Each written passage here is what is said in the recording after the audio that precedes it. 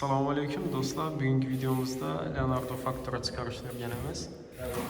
Travertindan uning ichini ishlatib turibdi. Ko'rib natsanglar bo'ladi.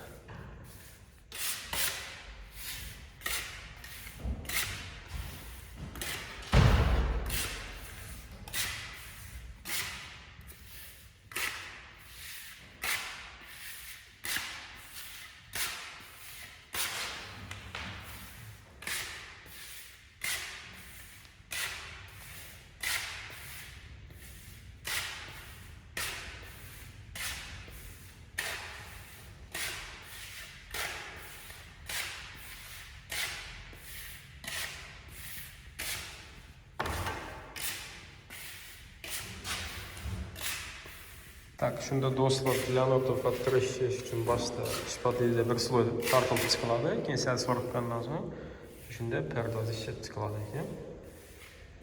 Videoning davomini sal so'ritgandan so'ng o'sha tekizlash kerakligini so'zib ko'rsatganmiz.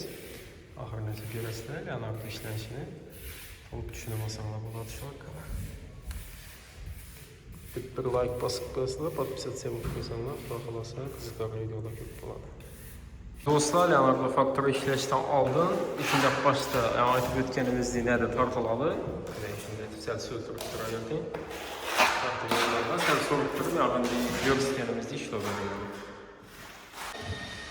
Abi, javob bosib, gul belediyesi to'paradi.